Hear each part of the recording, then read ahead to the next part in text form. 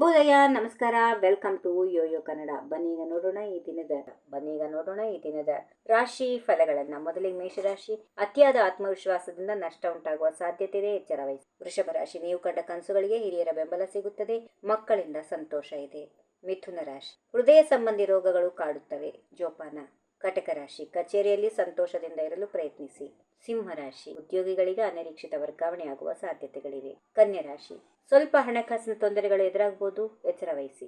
ತುಲಾ ರಾಶಿ. ಪ್ರಯತ್ನಗಳು ಫಲ ನೀಡುವ ಸಾಧ್ಯತೆಗಳಿವೆ, ಪ್ರಮುಖ ನಿರ್ಧಾರಗಳು ಕೈಗೊಳ್ಳಲು ಉತ್ತಮ ಸಮಯ. ವೃಶ್ಚಿಕ ರಾಶಿ. ಸಿನಿಮಾ ರಂಗದವರಿಗೆ ಉತ್ತಮ ಅವಕಾಶಗಳಿರುತ್ತವೆ, ಧಾರ್ಮಿಕ ವಿಚಾರದಲ್ಲಿ ಆಸಕ್ತಿ ಹೆಚ್ಚಾಗುತ್ತದೆ. ಧನುಸು ರಾಶಿ. ಬ್ಯಾಂಕ್ ನೌಕರರಿಗೆ ಕೆಲಸದ ಒತ್ತಡ ಹೆಚ್ಚಾಗಿರುತ್ತದೆ, ಆರೋಗ್ಯದ ವಿಚಾರದಲ್ಲಿ ನಿರ್ಲಕ್ಷ್ಯ ವಹಿಸಬೇಡಿ. ಮಕರ ರಾಶಿ. ದಂಪತಿ ಮಧ್ಯೆ ಸಣ್ಣ ಪುಟ್ಟ ವಿಚಾರಕ್ಕೂ ಭಿನ್ನಾಭಿಪ್ರಾಯಗಳು ಉಂಟಾಗುವ ಸಾಧ್ಯತೆಗಳಿವೆ, ಉತ್ತಮ ದಿನ. ಕುಂಭರಾಶಿ. ಮನೆಯಲ್ಲಿ ಸಂತೋಷದ ಸಂಭ್ರಮದ ವಾತಾವರಣ ಇರುತ್ತದೆ.